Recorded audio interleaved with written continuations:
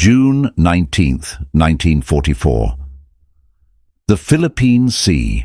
The sun rises over an ocean so vast it swallows the horizon, turning the Pacific into a sheet of molten gold. The air is thick, humid, heavy with the scent of salt and fuel. Beneath that deceptive calm, tension coils like a spring wound too tight. On the flight deck of the aircraft carrier USS Lexington, American pilots stand in silence, their eyes fixed on the distant sky. They know what's coming. They can feel it in their bones.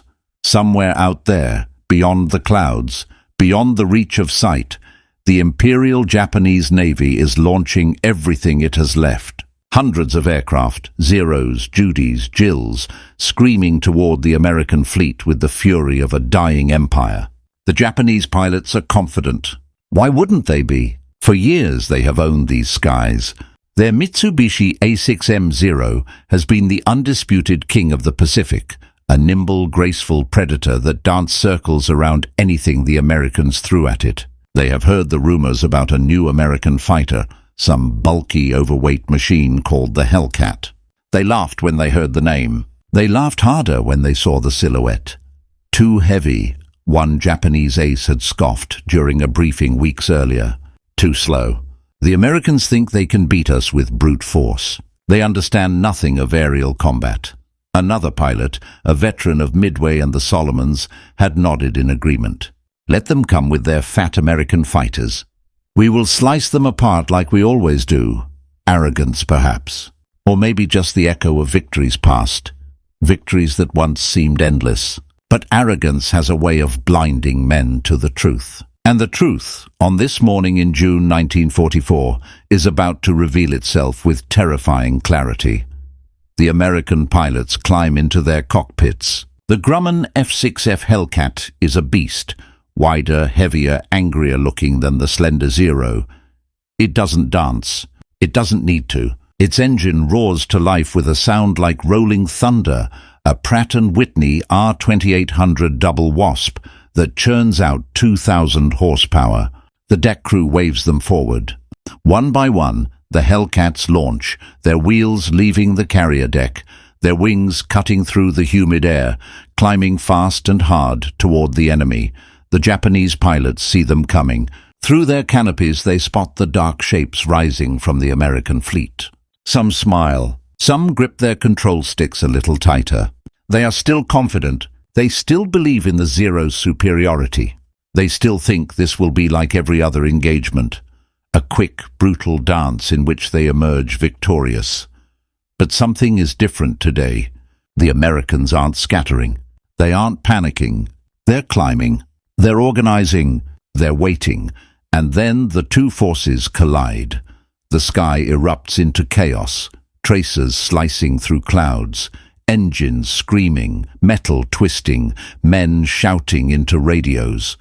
The Japanese pilots roll and dive, executing the maneuvers they've practiced 1,000 times. But the Hellcats don't follow the script. They don't try to turn with the Zeros. Instead, they do something unexpected. They use their speed, their power, their altitude. They dive from above, guns blazing, and when the Zeros try to shake them, the Hellcats simply climb away, out of reach, and come back around for another pass. One Japanese pilot, his Zero smoking, his wingman already gone, whispers into his radio, "What? What is this?" No one answers. They laughed when they heard about the Hellcat. They mocked its design. They dismissed it as another desperate American attempt to match Japanese brilliance. They laughed. Until the smoke cleared. To understand what happened in the skies over the Philippine Sea, you have to go back. Back to the beginning of the Pacific War, back to December 1941, when the Mitsubishi A6M0 ruled the heavens with absolute authority. The Zero wasn't just a fighter plane, it was a symbol, a manifestation of Japanese engineering philosophy, light, fast, agile, efficient. It could outmaneuver anything in the sky. It could climb faster, turn tighter, and fly farther than any fighter the Allies possessed. American pilots who survived encounters with the Zero came back shaken, their voices tight with disbelief. "It's like nothing we've ever seen," one Navy pilot reported after the Battle of the Coral Sea. "It turns inside us every time. We can't touch it." For the first 2 years of the war, the Zero was untouchable.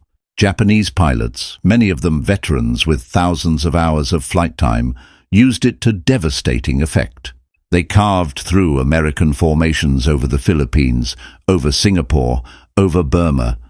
They shot down British Hurricanes, American Wildcats, Dutch Brewsters, anything that dared challenge them. And with each victory, their confidence grew. By 1943, that confidence had hardened into arrogance.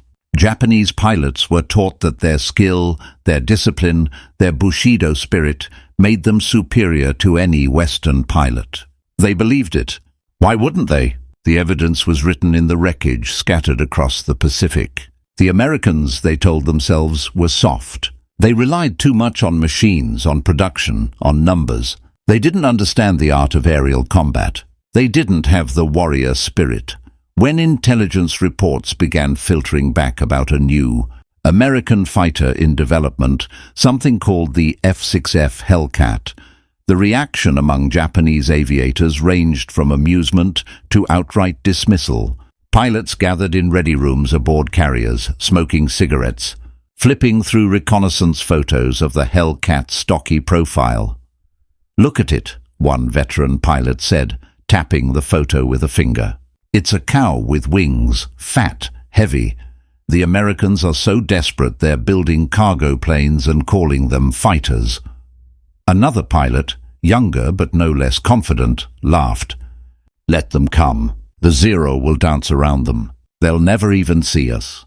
There was some logic to their thinking. The Zero's design philosophy was all about minimizing weight to maximize maneuverability. Armor was sacrificed. Self-sealing fuel tanks were omitted. Everything unnecessary was stripped away. The result was a fighter that could perform acrobatics no other plane could match. In a dogfight, in a turning battle, the Zero was unbeatable. The Hellcat, by contrast, looked like it had been designed by men who didn't care about elegance. It was heavier, nearly 2 tons heavier than the Zero. Its wingspan was broader, its fuselage thicker, its overall appearance blunt and utilitarian. It didn't look like a fighter. It looked like a hammer wrapped in aluminum, and that, the Japanese pilots thought, was precisely the problem. The Americans were building hammers when they needed rapiers. They were trying to compensate for their lack of skill by building bigger, tougher planes. It wouldn't work. It couldn't work. But the Japanese were missing something crucial. They were so focused on what they saw, on the Hellcat's weight, its appearance, its lack of elegance, that they didn't see what lay beneath. They didn't understand what American engineers had learned from 3 years of brutal warfare. They didn't know that every rivet, every pound, every design choice in the Hellcat had been shaped by hard-won lessons written in blood. The Americans weren't trying to outturn the Zero. They had tried that with the Wildcat, and men had died. Instead, they were building something different, something that played to their strengths: industrial power, rugged durability, overwhelming firepower, and pilots who could be trained in months rather than years. The Hellcat wasn't designed to fight the Zero's fight. It was designed to rewrite the rules entirely, but the Japanese didn't see that. Not yet. They continued to brief their pilots with the same old tactics. Engage in turning combat. Use your maneuverability. The Americans are predictable. They will try to run, or they will try to fight us in turns. Either way, we will win. In the officers' mess aboard the carrier Shokaku, a senior pilot raised his sack cup in a toast. To the Americans and their flying cows. May they be as easy to shoot down as everything else they've sent us. The room erupted in laughter. Outside, on the deck, maintenance crews worked on the Zeros, their hands moving with practiced efficiency. The planes gleamed in the tropical sun, light and deadly. Beautiful, even. No one doubted them. No one imagined that in a matter of weeks, those same Zeros would be falling from the sky in flames, their pilots screaming in confusion, their confidence shattered by a machine they had mocked. They believed in their superiority. They believed in their planes. They believed in their destiny, and that belief was about to be shattered forever. June 19th, 1944. 10:30 hours. The Great Marianas Turkey Shoot begins. The Japanese strike force approaches in waves, hundreds of aircraft stretched across the sky like a steel cloud. It is the largest carrier-based air assault Japan has launched in months, a desperate gamble to cripple the American fleet and turn the tide of the war. The pilots are tense but confident. They've been told the Americans are vulnerable, that their new fighters are unproven, that this is their chance to reclaim the skies. Then they see the Hellcats, not a handful, not a scattered patrol, dozens of them, rising from the carriers below in tight, disciplined formations, climbing fast, higher than the Japanese expected. The Zeros move to engage, their pilots eager to prove once again that their planes are superior. They roll into attack position, expecting the Americans to panic, to scatter, to make mistakes. But the Hellcats don't scatter. Instead, they do something the Japanese pilots have never seen before. They split. Half the formation climbs even higher, gaining altitude, positioning themselves like hawks above prey. The other half levels off, holding steady, waiting. The Zeros dive in, guns chattering, expecting easy kills. And then the trap springs shut. The Hellcats above dive, screaming down at speeds the Zeros can't match, their heavier frames and powerful engines giving them a velocity advantage the Japanese didn't anticipate. They come in from above and behind, guns roaring, 6 50 caliber machine guns per plane, stitching lines of fire through the enemy formations. Zeros explode mid-air, wings tear off, pilots bail out, their parachutes blossoming against the blue sky. The Japanese pilots try to turn, try to engage in the dogfighting maneuvers they've mastered. But the Hellcats refuse to play that game. When a Zero tries to turn inside them, the Hellcat pilots don't follow. They use their speed to disengage, climb back to altitude and attack again. Over and over. The Zeros can't catch them, can't pin them down, can't force the turning fight they're built for. One Japanese pilot, his voice tight with panic, radios back to his carrier. "They won't turn with us. They just dive and climb. We can't." His transmission cuts off. His plane is already falling, trailing smoke, spiraling toward the ocean below.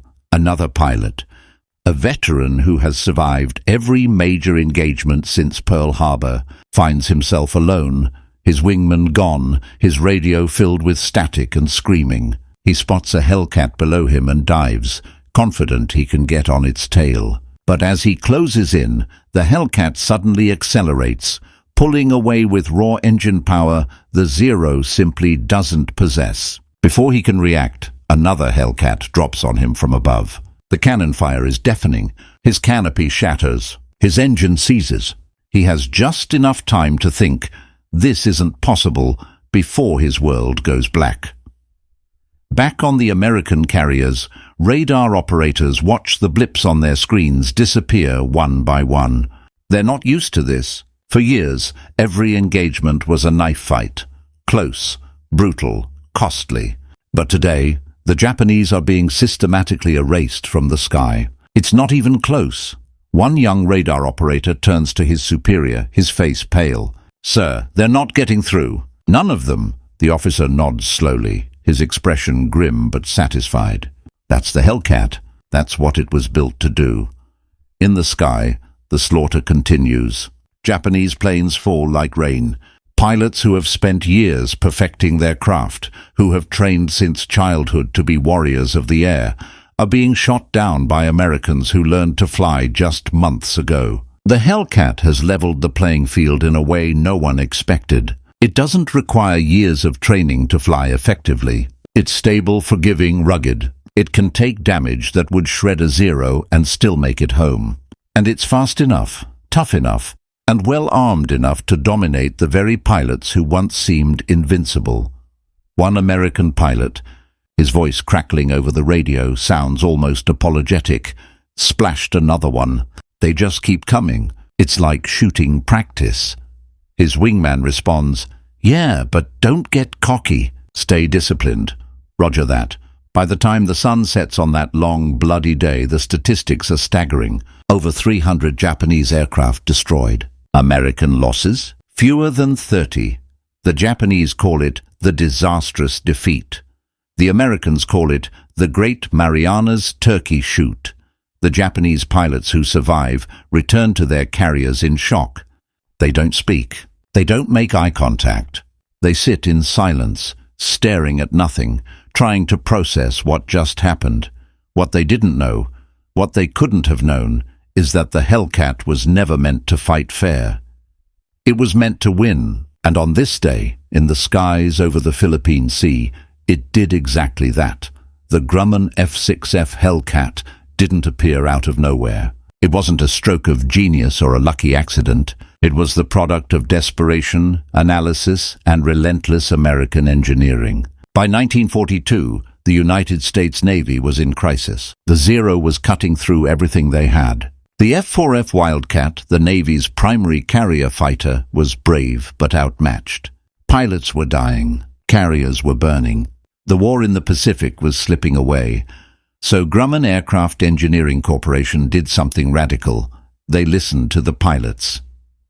Not the generals, not the theorists. The men who were actually fighting the Zeros, the ones coming back shot up, traumatized, but alive.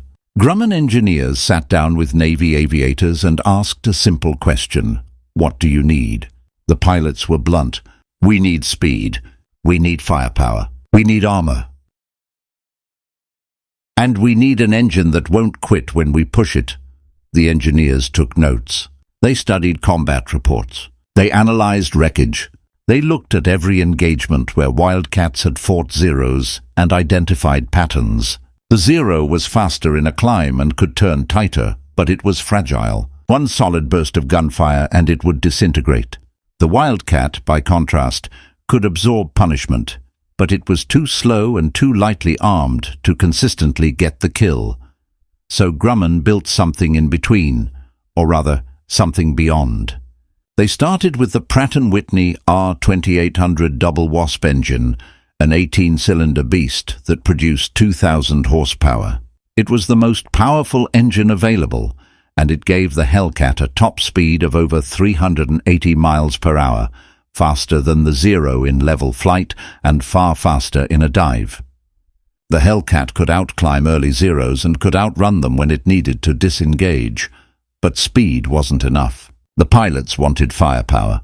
Grumman mounted 650 caliber M2 Browning machine guns in the wings, 3 per side. These weren't the light 7.7 meter guns the Zero carried. These were heavy, hard-hitting weapons that could shred enemy planes at range. A 1-second burst from a Hellcat unleashed over 100 rounds of armor-piercing and incendiary ammunition.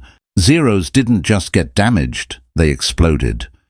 And then there was survivability. Grumman gave the Hellcat armor plating behind the pilot's seat, armored glass in the windscreen, and self-sealing fuel tanks that could take bullet hits without turning the plane into a fireball. This added weight, over 2,000 pounds more than the Zero. But it meant that Hellcat pilots who got hit had a chance of making it home. Zero pilots didn't. The design philosophy was simple.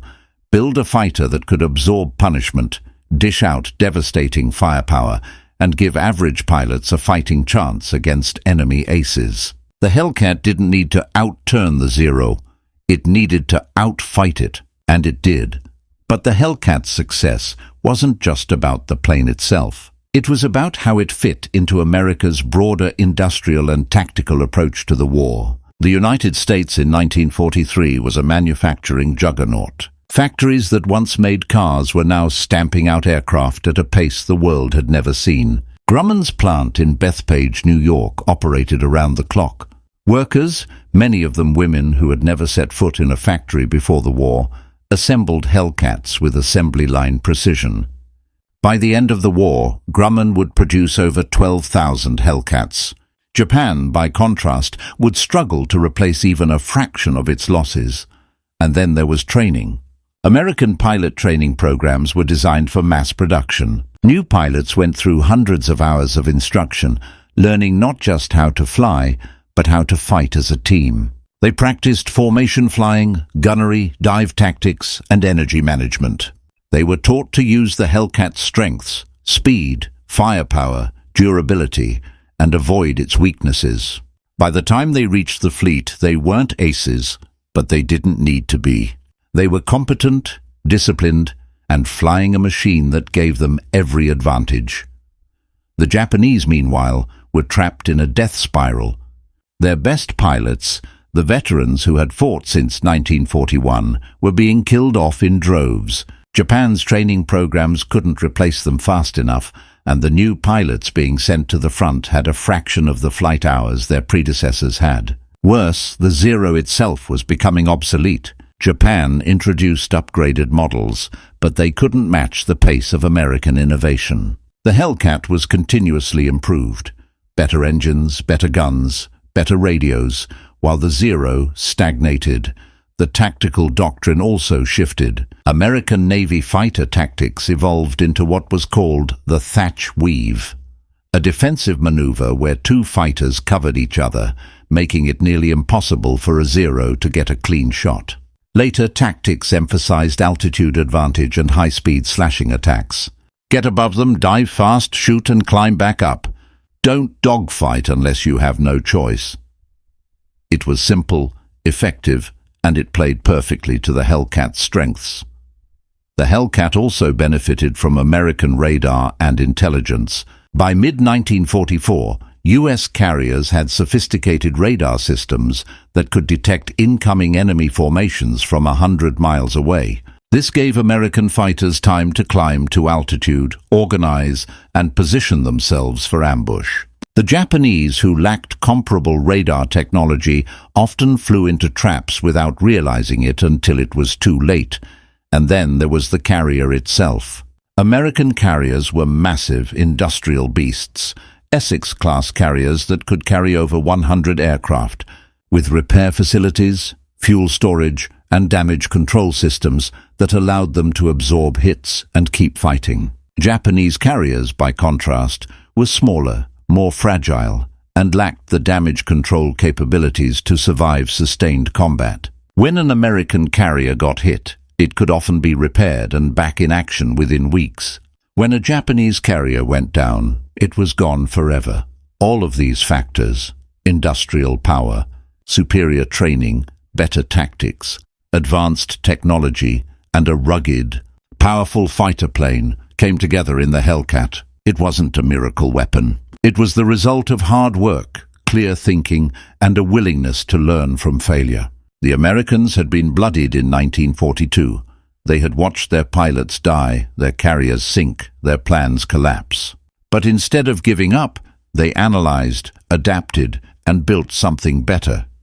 The Japanese, meanwhile, clung to their old ways. They believed in the superiority of the Zero, in the supremacy of their pilots, in the righteousness of their cause. They didn't adapt. They didn't innovate. And by the time they realized their mistake, it was too late. The Hellcat wasn't just a plane.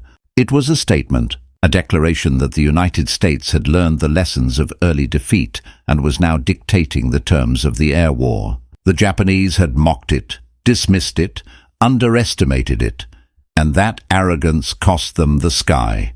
June 19th, 1944.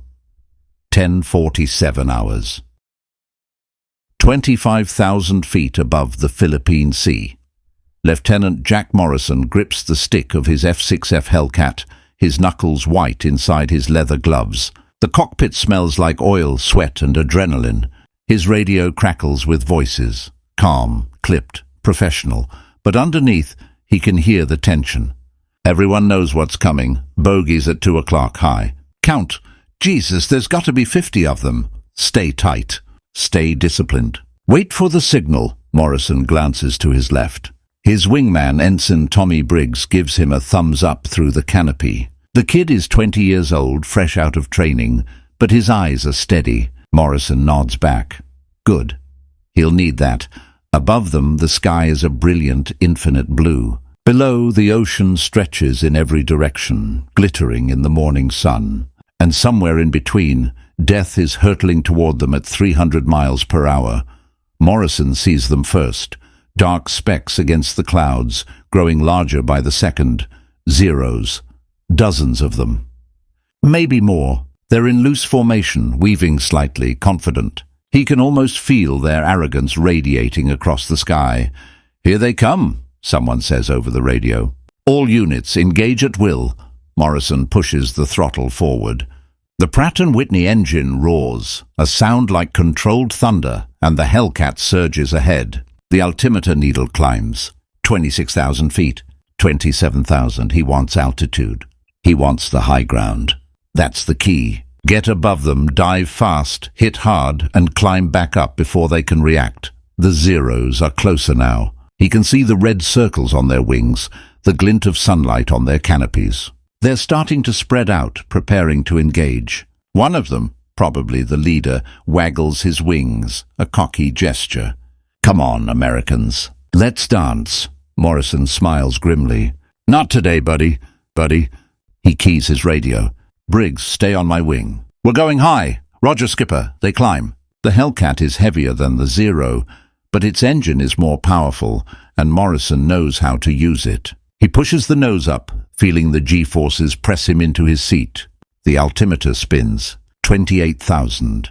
29,000. The air is thinner here, colder. His breath fogs the inside of his mask. Below, the first wave of Zeros engages the lower elements of American fighters. The sky erupts into chaos. Tracers arcing in every direction, planes rolling and diving, smoke trails spiraling down toward the ocean. Morrison ignores it. His job is to hit the second wave before they can pile onto his comrades. "Skipper, I've got 3 Zeros at 10 o'clock. Same altitude." Morrison looks. Sure enough, 3 Zeros are climbing toward them, their noses angled up, trying to gain the advantage.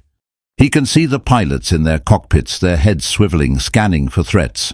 "I see them. Let's go." He rolls the Hellcat into a dive. The engine screams. The airspeed indicator surges past 350, then 400. The wind howls over the wings. The Zeros see him coming and try to scatter, but they're too late. Morrison lines up the lead Zero in his gun sight, a simple illuminated circle, and squeezes the trigger. The Hellcat shudders as all 6 machine guns open fire. The sound is deafening, a hammering roar that drowns out everything else. Tracers streak across the sky, bright and deadly. The Zero's wing disintegrates. Pieces of metal and fabric tear away, tumbling through the air. The plane flips over and spirals down, trailing smoke and flame. "Splash one!" Briggs shouts over the radio. Morrison doesn't celebrate. There's no time. The other 2 Zeros are turning now, trying to get on his tail. He pulls back on the stick, hauling the Hellcat into a steep climb. The G-forces hit him like a hammer. His vision narrows, his limbs feel like lead, but the Hellcat responds. It climbs, fast. The Zeros try to follow, but they can't keep up. The Hellcat's engine is too powerful, its momentum too great. Morrison levels off at 30,000 feet, gasping for breath, and looks back. The 2 Zeros are still below him, circling, frustrated. He can see them clearly now, nimble, graceful, deadly, but they're trapped. They can't climb to his altitude without losing speed, and if they dive away, he'll just chase them down. "Briggs, you ready?" "Ready, skipper." They dive again. This time, the Zeros see them coming and try to turn into the attack, forcing a dogfight. But Morrison doesn't take the bait. He fires a burst, doesn't even wait to see if it hits, and uses his speed to blow past them. The Zeros try to follow, but by the time they complete their turns, Morrison and Briggs are already a mile away, climbing back to altitude. "They can't touch us," Briggs says, his voice tinged with awe. "They can't even catch us." Morrison nods. "That's the point. Don't fight their fight. Fight ours." They make another pass. This time, Morrison's burst catches a Zero in the fuselage. The plane shudders, belches smoke, and rolls over. The pilot bails out, his parachute blossoming white against the blue sky. Morrison doesn't watch him fall. He's already scanning for the next threat. All around him, the battle rages. Hellcats and Zeros twist and spiral through the sky, guns blazing, engines screaming. But the pattern is clear. The Zeros are dying. One after another, they're getting picked off, ambushed from above, outrun in dives, outgunned in head-on passes. The Japanese pilots are trying everything they know, every tactic they've mastered, but nothing works. The Hellcats are too fast, too tough, too well-armed. Morrison spots a lone Zero limping away from the fight, trailing smoke. He almost lets it go. Almost. But then he remembers Pearl Harbor. He remembers the Philippines. He remembers the carriers burning at Coral Sea. He lines up the shot. The Zero pilot sees him coming at the last second and tries to evade, but the Hellcat is too close. Morrison fires. The tracers walk up the Zero's fuselage, tearing through metal and flesh. The plane shudders, explodes, and disappears in a ball of fire. Morrison pulls up, his heart pounding, his hands shaking. He checks his fuel gauge. He's running low. So is Briggs. "Time to head home," Morrison says. "Roger that, Skipper." They turn back toward the fleet, leaving the carnage behind. Below them, the ocean is dotted with wreckage. Burning planes, oil slicks, life rafts. The sky, once filled with enemy aircraft, is almost empty now. Morrison keys his radio one last time. "Any more bogeys?" A pause. Then, negative. Sky's clear. Morrison exhales slowly. They did it. They actually did it. As the Hellcat carries him home, he looks back one last time at the battlefield. The Japanese came here confident, arrogant, certain of their superiority. They left broken, scattered, destroyed. The Hellcat had rewritten the rules, and the war would never be the same. The silence aboard the Japanese carriers that evening is suffocating. Flight decks that launched hundreds of aircraft now stand nearly empty. Maintenance crews wander aimlessly, their hands idle, their faces blank. There's nothing left to maintain. The planes are gone. The pilots are gone. In the ready rooms, the few survivors sit in stunned silence. Some stare at the floor. Others stare at nothing. No one speaks. What is there to say? They went into battle expecting another victory, another demonstration of Japanese air superiority. Instead, they witnessed a massacre. Their friends, their wingmen, their comrades, all gone. Shot down by a plane they had dismissed as inferior, by pilots they had mocked as amateurs. One pilot, a 23-year-old named Takeshi Yamada, sits alone in a corner, his flight suit still reeking of smoke and sweat. He's one of the lucky ones. He made it back. But he doesn't feel lucky. He feels hollow. He keeps replaying the battle in his mind, trying to make sense of it, trying to understand how everything went so wrong. He had engaged 3 Hellcats. He used every trick he knew, tight turns, barrel rolls, sudden climbs. But the Hellcats didn't follow. They didn't try to outturn him. They just climbed away, reset, and came back. Over and over. And every time they dove, their guns tore through his squadron like paper. His wingman disappeared in a flash of fire. His squadron leader's plane disintegrated mid-air. Yamada survived only because he ran, dove toward the ocean and fled at full throttle, his engine screaming, his hands trembling on the stick. He doesn't tell anyone this. He can't. Admitting that he ran, that he abandoned the fight, feels like betraying everything he was taught. But deep down, he knows the truth. Staying would have meant death. The Hellcat was simply better, better armed, better protected, better flown. Across the fleet, the same realization is settling in. Officers huddle in wardrooms, poring over casualty reports, their faces grim. The numbers are catastrophic. Over 300 aircraft lost. Nearly 500 pilots dead or missing. And for what? They barely scratched the American fleet. A few ships damaged, none sunk. The mission was a total failure. One senior officer, Captain Hiroshi Nakamura, slumps in his chair, his hands covering his face. He had planned this operation. He had assured his superiors that the Americans were vulnerable, that their new fighters were unproven. He had sent those men to their deaths based on arrogance and outdated intelligence. "We underestimated them," he says quietly, his voice barely audible. "We thought the Zero was invincible. We thought American pilots were cowards. We were wrong. Another officer, younger and more defiant, slams his fist on the table. It's not over. We can still...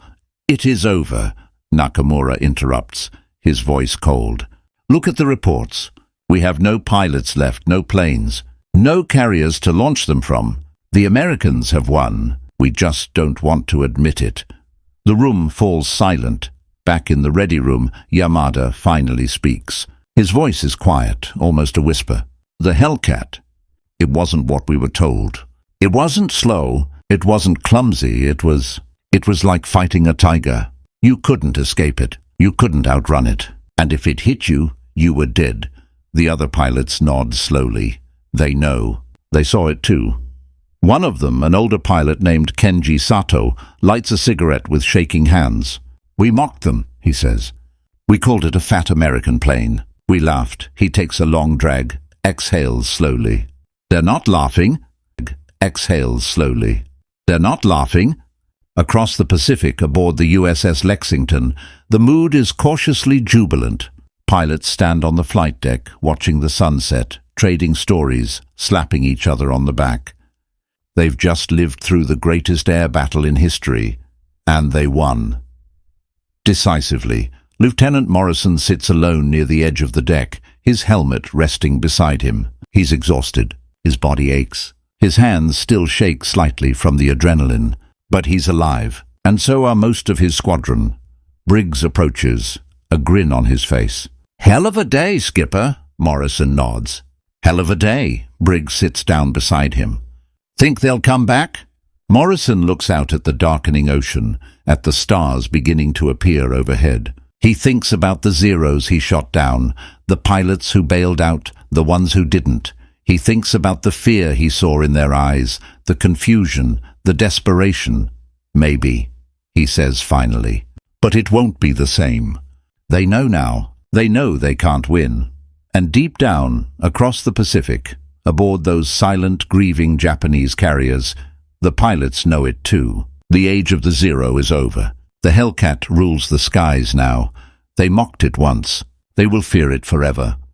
War has a way of humbling the arrogant. It strips away illusions, shatters myths, and reveals the brutal truth beneath the propaganda. The Japanese Empire entered the Pacific War believing in its own invincibility, convinced that discipline and spirit could overcome material disadvantage. For a time, that belief seemed justified. The Zero dominated the skies. Japanese victories piled up. The Americans seemed weak, disorganized, defeated. But war is not won by belief alone. It is won by steel and sweat, by factories and fuel, by men who learn from their mistakes and adapt. The United States, bloodied and humiliated in 1942, did not collapse. It did not surrender. It learned, it built, it adapted. And in the Grumman F6F Hellcat, it forged a weapon that turned the tide of the Pacific War. The Hellcat was more than just a fighter plane. It was the embodiment of American industrial might, of pragmatic engineering, of a willingness to listen to the men on the front lines and give them what they needed to win. It wasn't elegant, it wasn't graceful, but it was effective. And in war, effectiveness is all that matters. The Japanese pilots who faced the Hellcat learned this the hard way. They went into battle confident, skilled, and experienced, only to be systematically destroyed by a machine and a doctrine they didn't understand. The Hellcat didn't fight fair. It didn't engage in the turning dogfights the Zero was built for. It used speed, altitude, firepower, and teamwork to dominate the sky. It was a brutal, efficient killer, and it changed the course of the war. By the end of 1944, the Hellcat had achieved a kill ratio of 19.1, 19 enemy aircraft destroyed for every Hellcat lost. By the war's end, Hellcat pilots had shot down over 5,000 enemy planes, accounting for nearly 75% of all U.S. Navy air-to-air victories. The Zero, once the symbol of Japanese air power, became a relic. Its pilots, once feared across the Pacific, were reduced to flying suicide missions, their skills wasted, their sacrifice futile. The Great Marianas Turkey Shoot was the moment the balance of power shifted irreversibly. After that day, Japan never again threatened American carrier forces. The skies over the Pacific belonged to the Hellcat and by extension to the United States. The war would drag on for another year, brutal and bloody, but the outcome was no longer in doubt. For the Japanese pilots who survived, the memory of the Hellcat haunted them for the rest of their lives. They remembered the arrogance they once felt, the certainty they once had, and they remembered the day that certainty shattered, the day they realized they were no longer the hunters, but the hunted. For the American pilots, the Hellcat became a symbol of redemption. It was proof that defeat was not permanent, that losses could be avenged, that the right combination of courage and engineering could turn the tide of history. They flew it with pride, knowing that every mission brought them one step closer to victory. The story of the Hellcat is a reminder that wars are not won by arrogance or tradition. They are won by those who adapt, who innovate, who refuse to give up, even when the odds seem insurmountable. The Japanese mocked the Hellcat because it didn't fit their image of what a fighter should be. They dismissed it as clumsy, heavy, unworthy of respect. And that dismissal cost them everything. In the end, the Hellcat didn't just defeat the Zero. It shattered the myth of Japanese invincibility. It proved that skill and spirit, no matter how deeply ingrained, cannot overcome superior technology, superior tactics, and superior production. They laughed in 1943. By 1945, no one was left to laugh. No one was left to laugh.